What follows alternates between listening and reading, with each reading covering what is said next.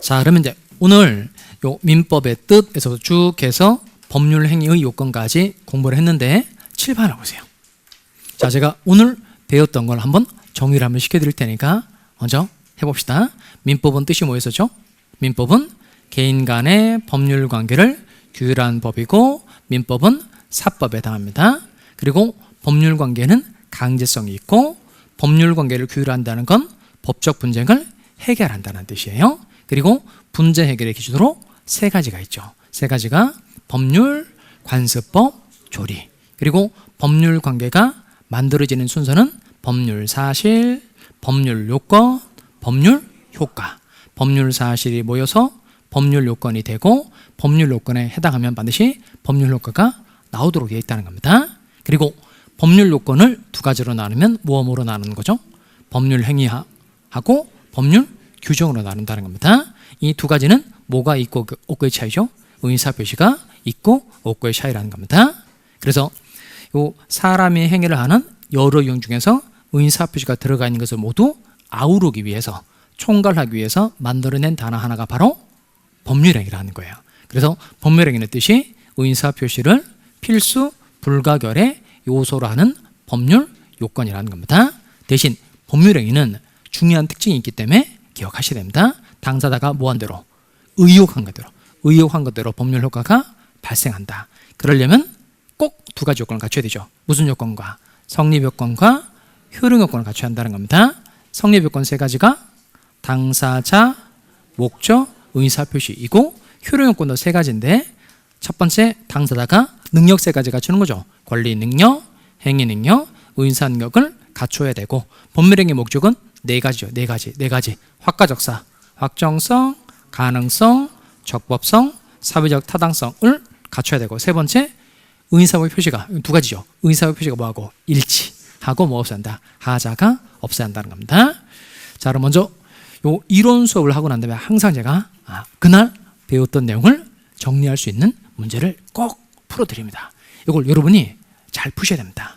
자, 먼저 1번 문제부터 풀어보시기 바랍니다.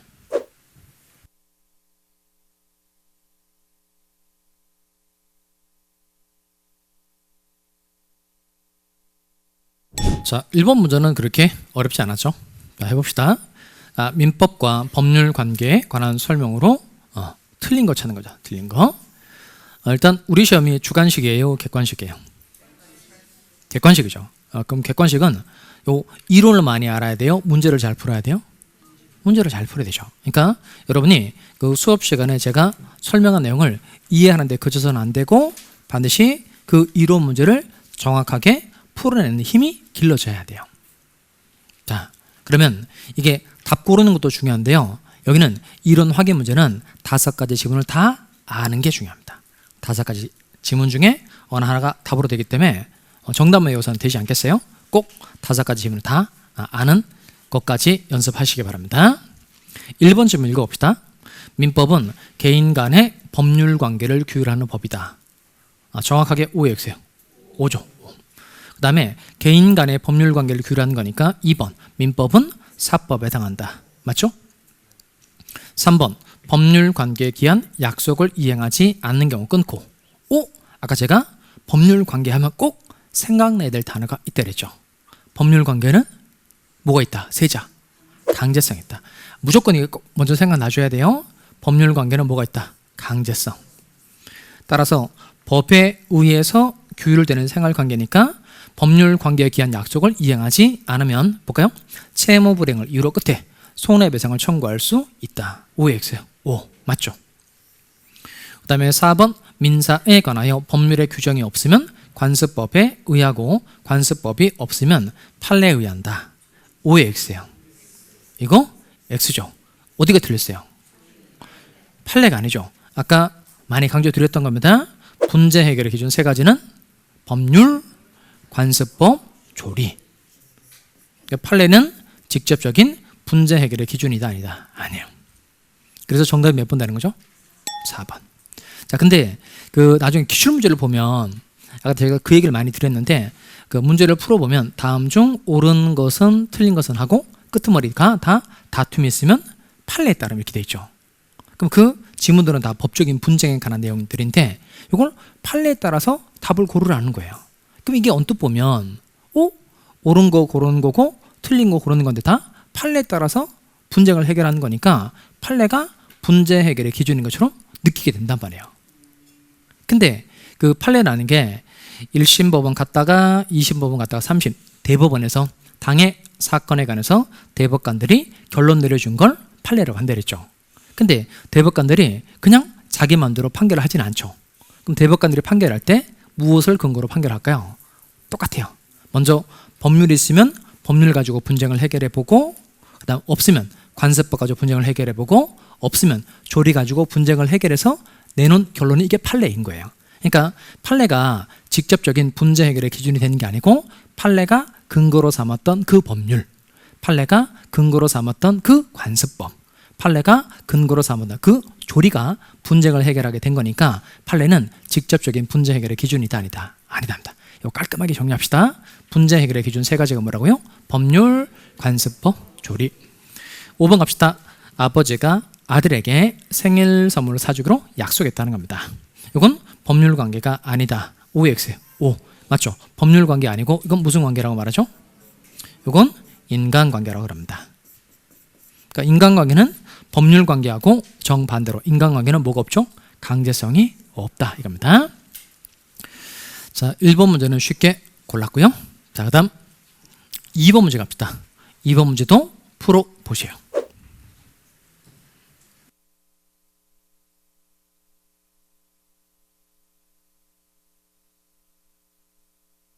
자, 2번 문제는 그 1번 문제보다는 조금 어렵죠. 응용하는 내용도 있으니까. 자, 하나씩 또 해결해 봅시다. 2번 법률 행위와 그 요건에 관한 설명으로 여기는 옳은 거 옳은 거죠. 1번 법률 행위는 의사표시를 필수 불가결의 요소라는 법률 사실이다. OX예요. O 이렇게 해서 이제 1번을 답으로 찍으면 이제 골로 가는 거죠. 자, 여기는 이제 지문을 읽을 때는 천천히 또박또박 정확하게 읽는 습관이 길러져야 돼요. 자, 법률 행위는 의사 표시를 필수 불가결의 요소로 하는, 맞죠?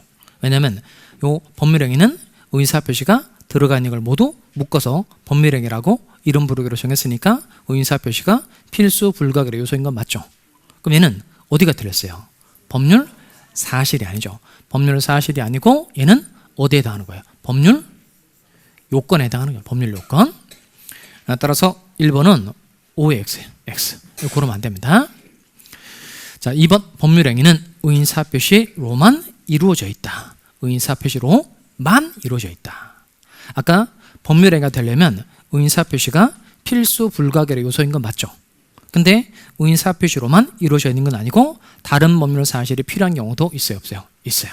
가장 대표적으로 그 회사 설립하는 거 생각하시면 돼요.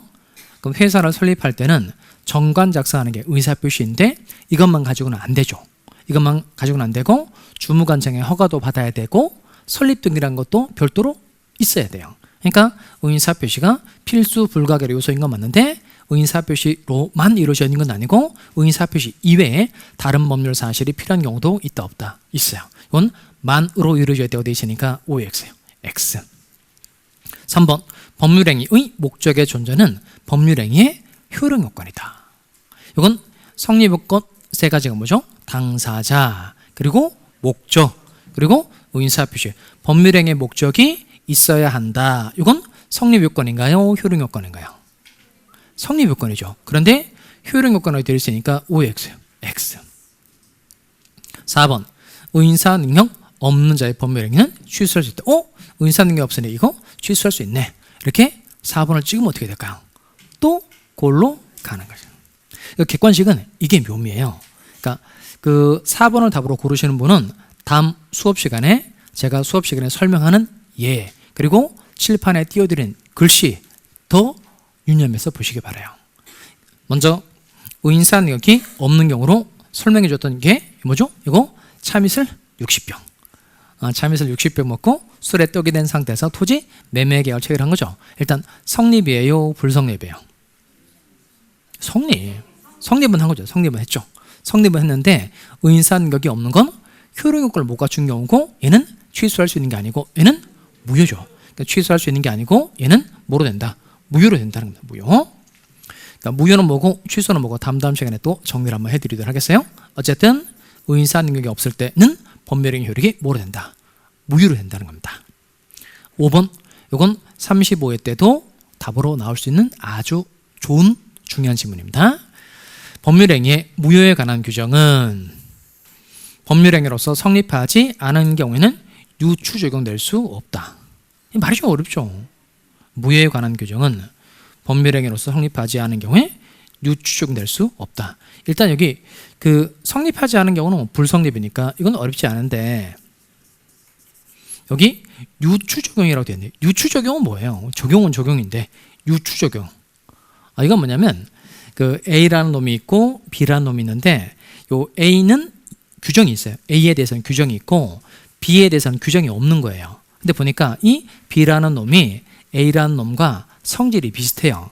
그럼 성질이 비슷할 때 A에 관한 규정을 B에다가 끌어다 쓰는 걸 이걸 유추 적용이라고 그래요. 그러니까 성질이 비슷할 때 적용하는 걸 유추 적용이라고 합니다. 성질이 비슷할 때 적용하는 걸 유추 적용이라고 그래요.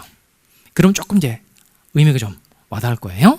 그럼 아까 제가 설명할 때 이 무효라는 거하고 불성립이라는 건 성질이 같아야 달라요. 무효와 불성립은 성질이 같다 다르다? 다르죠. 어떻게 다르죠? 먼저 불성립은 법률행위에 무슨 요건도 못 갖춘 경우고 성립 요건도 못 갖춘 경우고 그 다음 무효는 무슨 요건을 갖추었으나 성립 요건을 갖추었으나 효력 요건을 못 갖춘 경우를 하는 겁니다. 그래서 둘은 성질이 전혀 같다 다르다 달라요. 그러니까 아직 우리가 무효에 관한 규정으로 뭐가 있는지 배우지는 않았지만 무효에 관한 규정인 성질이 전혀 다른 불성립의 경우에는 적용할 수가 있다 없다? 없다는 겁니다. 그래서 무효에 관한 규정은 불성립의 경우 유추 적용될 수 없다는 건 OX. 왜냐하면 무효와 불성립은 성질이 완전 다르기 때문에 그렇답니다. 비슷해야만 유추 적용할 수 있는데 성질이 전혀 다르기 때문에 무효에 관한 규정을 불성립의 경우에 유추 적용할 수는 없는 겁니다. 그래서 답이 뭐가 되는 거죠? 5번.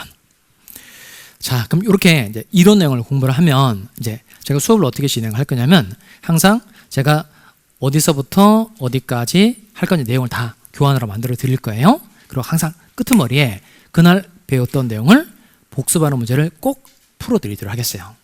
그러니까 여러분이 중요한 건 이게 듣고 이해하는 데 그쳐서는 안 돼요. 반드시 객관식 문제를 풀 수 있는 정도까지 돼야 돼요. 그게 공부를 시작한 처음부터 돼야 돼요. 공부 시작된 처음부터 기초과정부터 계속 이렇게 1년 동안 문제를 풀 거예요. 그럼 우리가 1년 동안 푸는 문제 수가 몇 문제나 될 것 같아요? 그냥 문제 푸는 문제 문항수가 한 800문제 풀 거예요. 800문제니까 그러니까 각 한 문제당 지문이 5개잖아요. 그럼 지문으로 따지면 몇 개를 하는 거야? 한 4,000지문 할 거예요. 그렇게 많은 문제를 다뤄드리는데 여러분이 조금만 연습하면 시험에 합격할 수 있죠.